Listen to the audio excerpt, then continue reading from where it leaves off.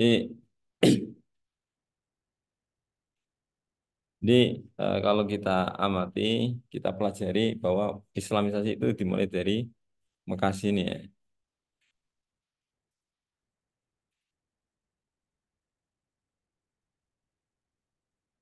Eh, Nah, dari Mekah kemudian ke Madinah, dari Madinah ke Kufah ya, di Baghdad sini.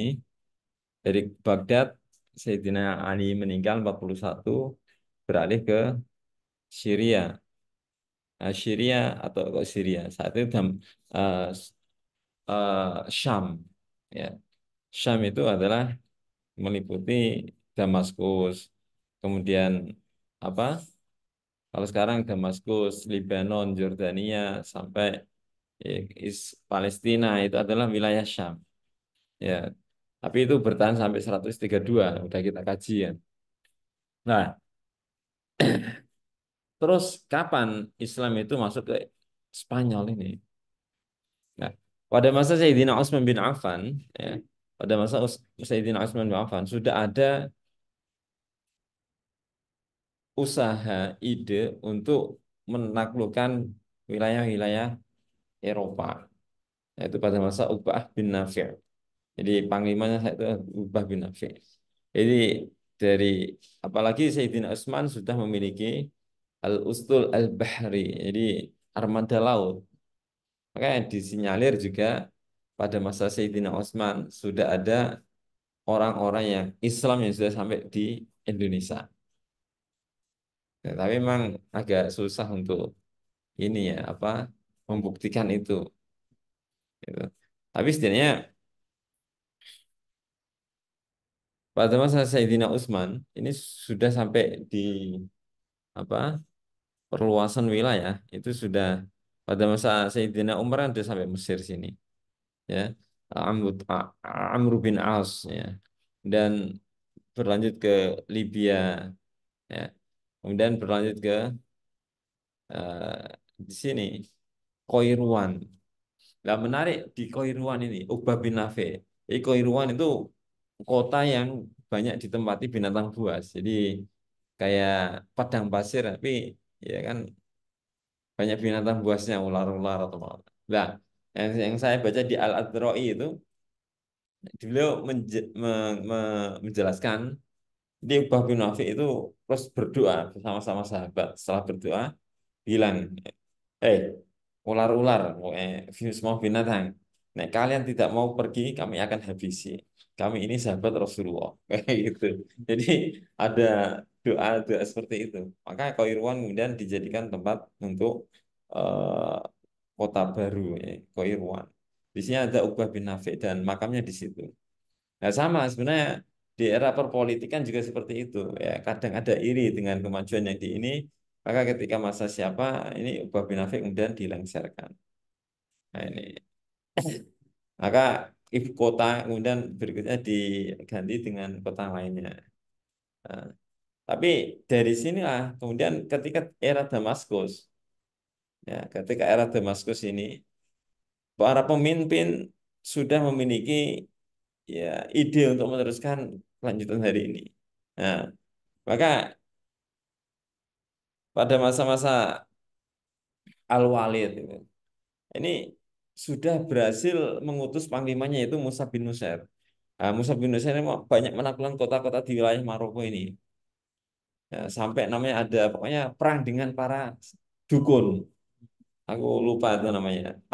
Udah saya bukukan dalam buku saya. Silakan dibaca. Ini perang dengan dukun sangat susah ditaklukkan itu. Nah, setiap wilayah yang ditaklukkan Musa bin Nusair ini kan mereka disebut dengan suku barbar itu ya. Makanya orangnya tinggi besar, orang-orang Maroko itu ya. Eh, nah, setiap daerah yang mereka taklukkan ini diangkat sebagai apa? Pasukan mereka. Kayak misal Jepang ketika melakukan Indonesia, itu yang dilakukan Jepang apa? Ya pengen jadi mengajari mereka militer agar menjadi pasukan dari pasukan Jepang. Salah satunya peta itu. Ini kita bahas di kajian Islam Indonesia. Lah, disinilah kemudian Ya, salah satu dari bekas yang ditaklukkan Musa bin Nusair adalah eh, yang diangkat sebagai pasukannya adalah Tariq bin Yizad. Nah, maka dari sini kemudian terjadi penaklukan Andalus. Ya. Melihat juga di daerah Asbania ini, ya sudah ada perang ya antar penguasa di sana saling menjatuhkan. Gitu. Maka ini kesempatan Musa dan Tariq bin Ziyad. Maka disinilah kemudian ada juga kisah-kisah yang luar biasa. Tariq bin Ziyad atau Musa bin Nusair itu yang bermimpi. Jadi ketika mau menyeberangi selat ini, mereka itu bermimpi, eh, dia bermimpi bertemu Rasulullah. Nggak ada waktu santai-santai. Silakan segera serbu itu. Nah, itu. Jadi maka nggak santai-santai. Akhirnya semangat bisa menaklukkan. Nah, di sini ada gunung yang nantinya apa menjadi tempat perlindungan. Jadi tidak langsung menyergap itu. Jadi luar biasa cara strategi perang mereka. Ya, akhirnya setelah itu dari sini kemudian katakanlah setelah ada kerjasama dengan salah satu raja di situ, Roderick, akhirnya mereka bisa masuk ke Spanyol dan kemudian menaklukkan raja-raja yang lawan Roderick. Nah, setelah itu dengan semangat Torik Bijijat terus ini. Ya, ada juga istilah namanya dalam syair itu ada yang jadi ketika sampai di sini biar membakar semangat ini ada syair gini. Al-bahru amamak al-bahru wara'akum wal adu amamakum wa laysa lakum minallahi wa laysa lakum mafar ya. Jadi jadi tidak ada al-bahru maksudnya belakang kalian itu laut dengan depan kalian adalah musuh. Jadi tidak ada tempat lain lari kecuali ya berperang. Tapi ada yang mengatakan ini adalah mistis atau hanya buat-buatan, enggak nyata itu ya, syair itu. Tapi istilahnya itu adalah menunjukkan semangat perang yang ditujukan oleh Tariq bin Ziyad ya sebagai panglimanya dari Musa bin Nusair. Nah, maka setelah itu berhasil, nah ini kemudian menaklukkan beberapa wilayah di sini, sini, sini, sini.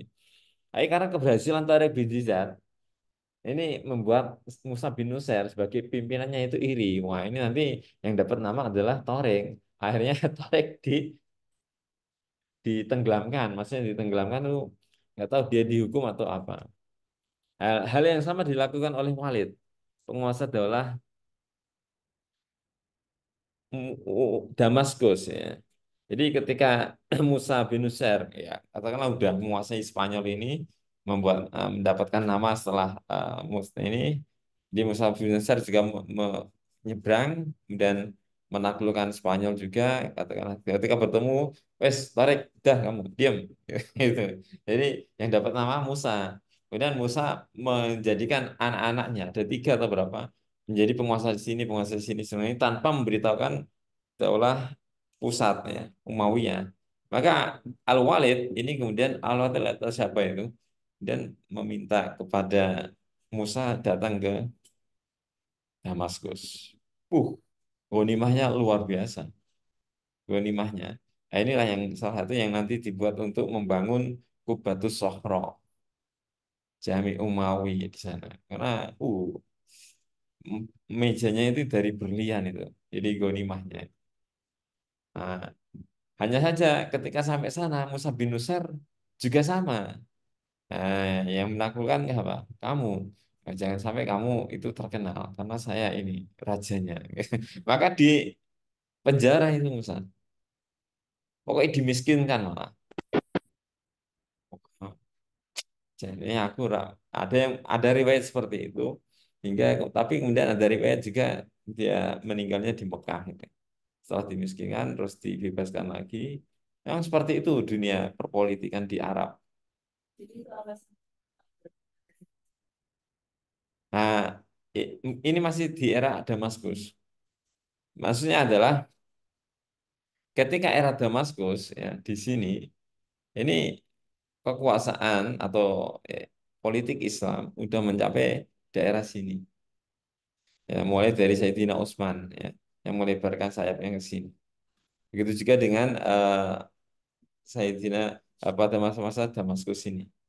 Nah, ini. Nah, makanya ketika 132 Hijriah ya, kekuasaan di Damaskus ini tumbang ya karena Harokah Abbasiyah ini sudah kuat ya, kemudian menumbangkan. Salah satunya juga adalah pada masa akhir-akhir Marwan itu Marwan membunuh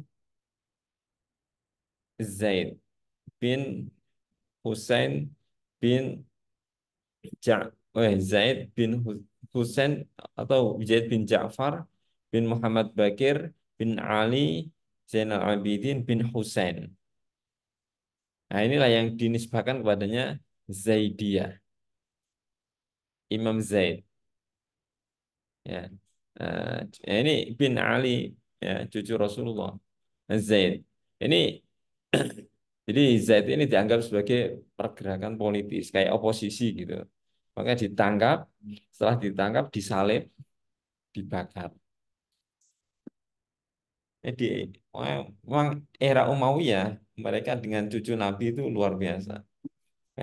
Padahal kalau kita lihat, maksudnya kita eh, jadi di era Marwan, maka kemudian klan Ali sama klan Abbasiyah yang sudah semakin besar langsung membuat pasukan dan gerutuk nyerang Damaskus. Nah, maka disinilah kemudian setelah runtuhnya Damaskus, penguasanya dihabisin semua, ada penguasa yang bisa melarikan diri. Ya, Marwan mencoba kabur sampai Mesir, tapi tertangkap. Nah, Abdurrahman ini delik-delik gitu ya, sembunyi-sembunyi sampai dia kemudian, nah, di sini kan masih ada kekuatan-kekuatan Umayyah, ya posko-posko Umayyah ini, sehingga dia bisa melarikan itu. Nah, sampai nanti dia di Maroko. Ya, jadi kan kalau dikejar terlalu jauh, ya kekuatan mereka Abbasiyah juga habis, karena masih di sini posko-posko yang masih tunduk kepada Umayyah. Gitu. Maka cukup menghancurkan di sini dan mendirikan daulah Abbasiyah di sini. Ya Abdullah bin Safa. Nah, di masa As-Safa, klan-klan yang dulunya bekerja sama dengan As-Safa, jadi klan Abbas, itu kan dari kemudian klan Sayyidina Ali, kemudian klan satu lagi adalah Abu Muslim Al-Khawarizmi. Itu bekerja sama. Tetapi pada masa saudaranya Abu Ja'far Al-Mansur, ini yang namanya politik Arab tidak boleh ada dua matahari. Maka apa yang dilakukan? Klan Abbas dimusuhi, diperangi. Abu Muslim Al-Khurasani ya, diundang. Ngapain? Ditangkap. Setelah ditangkap, dimutilasi. Ini inilah dinasti, inilah khilafah. Sebenarnya sudah nggak ada lagi khilafah kecuali Abu Bakar. Karena hanya Abu Bakar yang mengatakan khalifah. Dia khalifah itu Rasulullah. Maka pada masa Sayyidina Umar ketika disebut ya khalifah, khalifah Rasulullah. Lah kok abot gitu loh. Karena nanti kalau sesudahku kalian memanggil pemimpin siapa? Khalifah, khalifah, khalifah Rasulullah. Terus ada yang nyeletuk sahabatnya. Anta amir, wa nahnu mu'min. Idan anta amirul mu'minin. Nah ini. Itu saya jelaskan di buku saya. Nah, kemarin ketika Prof. Mahfud menjelaskan itu, karena dia tidak merujuk ke sumber utama, jadi kurang tepat. Nah, jadi apa? Jadi ini terkait tentang kenapa kok kemudian ketika Abdurrahman Ad-Dakhil ya setelah mampu melarikan diri, di sini kan ada masih sisa-sisa posko-posko yang masih apa namanya komitmen dengan uh, apa dengan ini Daulah Umayyah, maka Abdurrahman At-Tahir mampu menaklukkan. Meskipun pada masa pelariannya ini ya Baghdad segera mengambil alih, namanya lewat Al-Fihri. Siapa? Saya lupa itu. Al-Fihri. Jadi perwakilan perwakilan dari Abbasiyah. Tapi Abdurrahman At-Tahir mengumpulkan kekuatan lagi, akhirnya penguasa itu dibantai oleh Abdurrahman Ad-Dakhil. sehingga dia menyatakan sebagai uh, penguasa, ya, imaroh, ya. Jadi imaroh tersendiri dari Abbasiyah. Jadi terlepas dari Abbasiyah.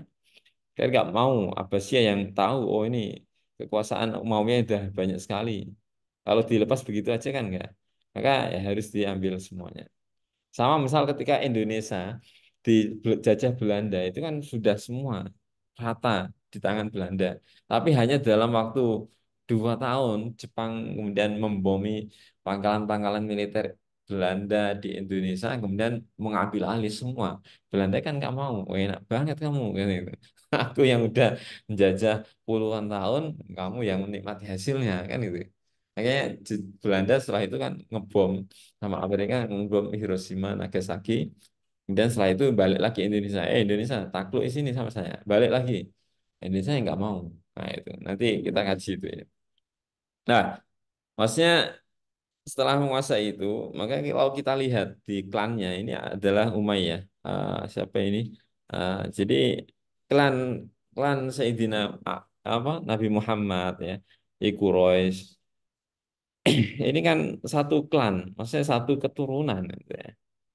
Ya, kalau ada Hashim Abdul Muthalib ini melahirkan Abdullah, ini terus bapaknya Nabi Muhammad kan, ya kan? Nah, ini Abdullah ada Abu Thalib juga. Abu Thalib berarti pamannya Kanjeng Nabi. Nah, Abbas juga pamannya Kanjeng Nabi. Lah, Abbasiyah itu nanti adalah keturunan dari Abdullah ini, Abdullah bin Abbas. Jadi klannya ini nanti yang mendirikan ini. Nah, Sayyidina Ali ini sepupu Kanjeng Nabi yang juga menantu Kanjeng Nabi kan, yang melahirkan nanti Hasan Husain. Nah, ini sampai nanti di sini nanti akan ada nanti Zaid. Nah, ini, ya. Nah, sedangkan dari Muawiyah, Umayyah ya, nah, ini di sini nanti ya, Muawiyah bin Abi Sufyan. Ini sama-sama dengan Sayyidina Ali ya, sama-sama katibnya Rasulullah. Nah, inilah yang mendirikan Umayyah. Dari sini Muawiyah, kemudian Yazid ya. Kemudian setelah Yazid itu siapa? Marwan ya. Eh, Marwan, kemudian ada A- Abdul Aziz atau Abdul Malik, kemudian di sini nanti terakhir itu kan Marwan Al-Himar itu ya, Marwan Al-Himar penguasa yang ya keledai itu karena nggak punya kekuatan itu terakhir itu ya. Dan yang terakhir itu Muawiyah ya, di sini Abdurrahman Ad-Dakhil itu. Nanti lagi itu. Nah, masa sesudah itu terbangunlah Umayyah II. Nah, ini setidaknya nama-nama itu ya. Ada Cardiff, Malaga, Seville, Sevilla itu ya. Cordoba, Jaén, yang tempatnya Imam Ibnu Malik, penulis Alfiyah. Nah, ini daerah pertanian ya. Granada, Almeria, Huelva ya. Jadi ada Barcelona dan Madrid. Ini di sini. Makanya kalau kita lihat ya Spanyol, kayak saya banyak tahu Spanyol kan lewat Liga Eropa, Liga Spanyol itu ya. Ada El Barca, El Madridista, El Clasico gitu ya. Karena ya karena ketika dikuasai oleh Andalusi apa Umayyah, ini bahasanya itu adalah bahasa resmi adalah bahasa Arab. Ini perpustakaan itu dibangun. Nah, ini peradaban-peradaban. Jadi Spanyol itu negeri yang suka terjadi kekeringan. Nah, sedangkan air-air itu ada di daerah pegunungan. Makanya arsitek-arsitek tersebut sekarang itu membangun ini bendungan-bendungan ini. Begitu juga membangun perairan irigasi yang bisa membawa dari pegunungan sampai ke pusat-pusat kota itu. Jadi sampai saat ini kan masih ada itu ya.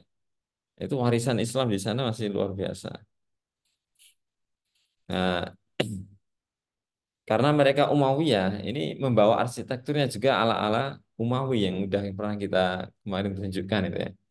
Jadi Umawi banget. Bahkan banyak mereka membawa pohon-pohon Arab dibawa ke sini.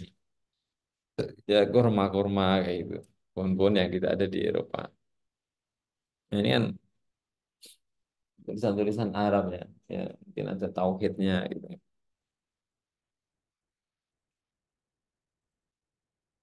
Nah, maksudnya tadi udah peradaban udah banyak dibahas. Nah, Eropa itu kalau dari sisi madhab itu memang madhab yang tersebar adalah madhab Maliki. Karena salah satu murid Imam Malik itu yang paling muda adalah Yahya bin Lais. Eh, Lais bin Lais, Lais bin Yahya ya, Al-Andalusi. Emang asli Andalus. Ya. Ada juga nanti apa itu? Pokoknya banyak orang-orang di situ.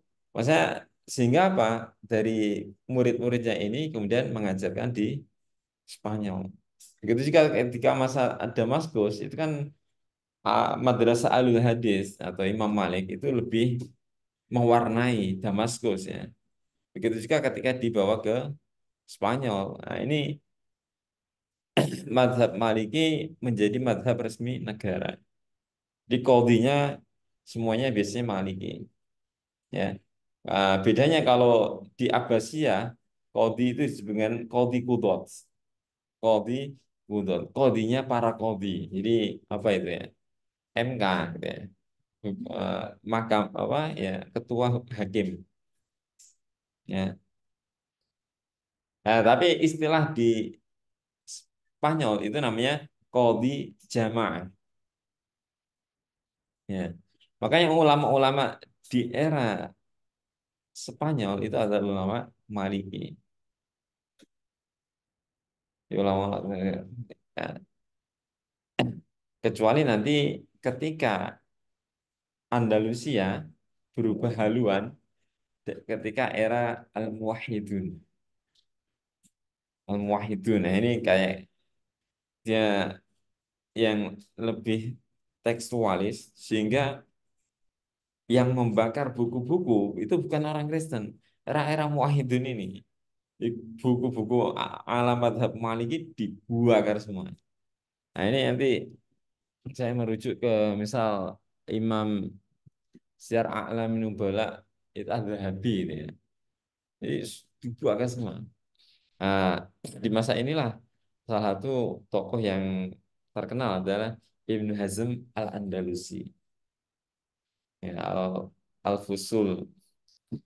Jadi Ibnu Hazm Al-Muhalla Al Al-Muhalla dan dia itu tokoh ini, tokoh Ad-Dhahiri ya.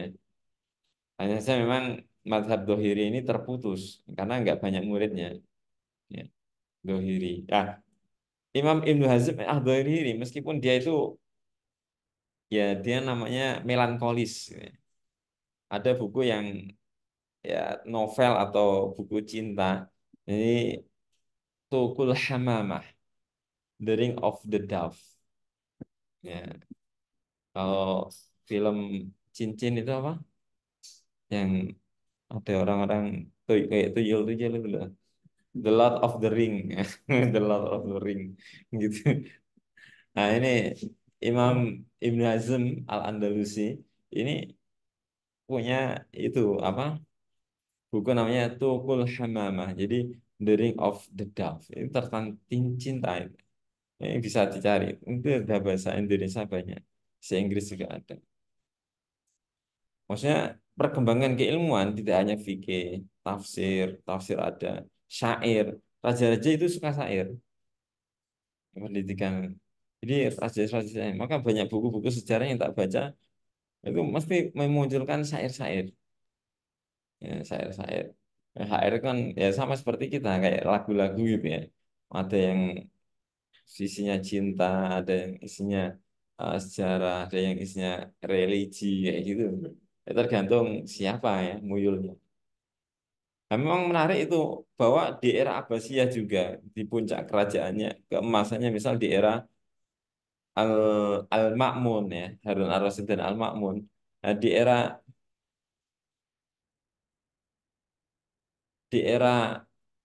Andalusia di masa Abdurrahman Al-Ausad dan juga Abdurrahman An-Nasir, An-Nasir, ya. Ini juga puncak kejayaannya. Jadi kalau Abbasiyah itu tahun-tahun 200-an. Nah, kalau Umayyah yang di Andalusin itu puncaknya adalah tahun 300-an. Ya, tapi beriringan. Tapi meskipun sama-sama kerajaan Islam, tapi mereka clash. Ya, tadi ada dendam itu, ya. Dendam-dendam sebelumnya. Ya. Emang dinasti itu seperti itu. Dinasti itu seperti itu. Tapi ya era-era terutama Andalusia ini juga melahirkan saintis, ya. Ya, maksudnya di samping ilmu agama banyak juga ulama-ulama yang tidak hanya ahli dalam bidang agama tetapi juga bidang sains, ya. Misal ini Ibnu Rus, ya, di Cordoba. Ibnu Sina, ya, kedokteran juga. Ibnu Rus itu saya mengkaji bukunya namanya Kitab Bidayatul Mujtahid, fikih, ya. Fikih perbandingan, ya. Fikih perbandingan madhab itu Bidayatul Mujtahid ketika di Libya ini. Nah, tapi dia juga sebagai seorang ahli filsafat, juga sebagai ahli dokter. Nah, dan beliau qadhi, bapaknya, kakeknya juga eh, ala apa dan Maliki. Ketika ada Ibnu Sina, ya. Nah, hal yang sama juga ada misal Imam Qurtubi. Nah, Qurtubi itu mana? Ya Cordoba itu. Tapi beliau kemudian ya sama ketika era-era geger-gegeran banyak orang yang pindah. Entah kalau nggak ke Syam juga ke Mesir. Nah, Imam Qurtubi. Ini tafsir, ya. Ada juga Qadhi Ibnu Al-Arabi, Ibnul Arabi. Jadi di keilmuan itu ada Ibnul Arabi sama Ibnu Arabi. Kalau Ibnul Arabi, jadi pakarnya pakar tafsir. Kalau Ibnu Arabi, ini pakarnya tasawuf. Eh, banyak sekali, ya. Nah, saya punya data-data ulama-ulama Andalus. Tebel sekali itu, ya. Eh, apa buku-buku terkait tentang yang menceritakan tentang alam Andalus di ulama-ulama Andalus. Nah, ini salah satu yang kitab orang Andalus yang dikaji di Indonesia, bahkan setiap pesantren gitu. Jadi Alfiah Ibnu Malik. Nah, beliau itu kan dari ini.